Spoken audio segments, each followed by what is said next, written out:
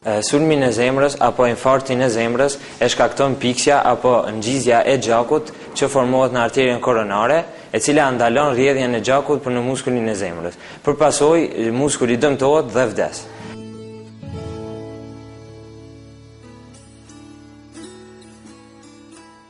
Personat që janë më të rrezikuar për me pas infarkt zemrës janë personat që janë konsumues të rregullt të duhanit, personat që kanë shtypje të lartë gjakut apo hipertension, personat që vuajnë nga diabeti apo smundja e sheqerit, si dhe personat me histori familjare me infarkt zemrës, që nënkupton se ata persona cilët kanë pas në familje rast me sulm zemrës janë të rrezikuar për me pas sulm zemrës.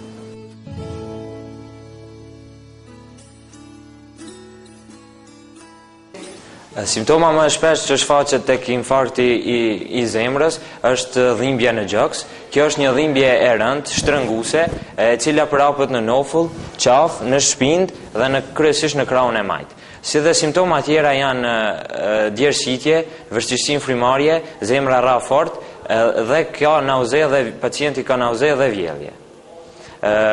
Si dhe këto simptoma mund të mos shfaqen apo mund të jenë të ndryshme tek femrat si dhe tek personat me diabet, për shkak se ata mund të kenë vështirësi frymarrje, por mund të mos kenë dhimbje në gjoks.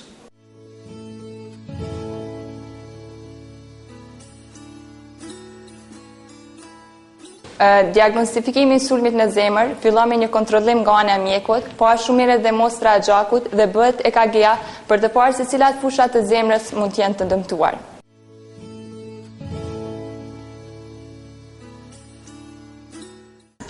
Qëllimi i trajtimit të sulmit të zemrës është për të penguar dëmtimin e mëtejshme të muskujve të zemrës dhe për të shpëtuar muskujt të tjerë të cilat kanë pësuar dëmtim. Zgjedhjen e terapisë ndikon shumë edhe se kur ka filluar sulmi i zemrës dhe çfarë intervenime janë marrë tek ai person. Po ashtu mund të përdoren edhe barna, të cilat ndikojnë shumë në qarkullimin e gjakut dhe ndikojnë në mbajtjen e frymarrjes. Nga barnat të cilat ju mund t'i përdorni janë aspirinat dhe barnat ulëse të kolesterolit. Në trajtimin e sulmit të zemrës mund të përdoret edhe një procedurë tjetër e quajtur angioplastia koronare, e cila përbëhet prej një kateteri, do me thënë që kateteri është një tub i gjatë plastik, vendoset në arterje në këmbë dhe prej asaj kalohet në zemre për të fituar fotografimin e arterjeve koronare.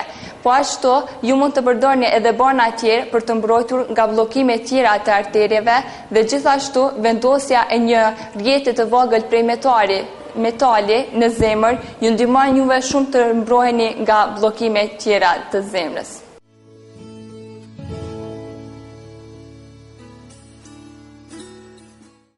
Në momente kur e vëreni simptomat karakteristike të sulmit në zemër, menjëherë thirr urgjencën në numrin 193. Të kesh parasysh se koha është mjaft kritike. Sa më i vjetër që të jetë bllokimi, aq më i madh do të jetë edhe dëmtimi. Mundoni që t'i kuptoni faktorët e riskut. Pirja e duhanit duhet patjetër që të ndërpritet. Mbajtja e kolesterolit në gjak duhet të bëhet në mënyrë të rregullt. Ushqimet duhet që të jenë sa më pak yndyrna. Mundohuni që të mbani peshën ideale të trupit. Ushtroni, për shembull esne. Mirpo, nëse gjatë ecjes vëreni se keni vështirësi në frymarrje apo ajtjet e këmbëve, menjëherë vizitoni apo telefononi mjekun tuaj. Gjithashtu një rëndësi shumë të veçantë kohet se në qoftë se ju vizitat i vazhdoni edhe pas sulmit të zemrës, për arsye sepse këshillat e tij janë të mirëseardhura për ju.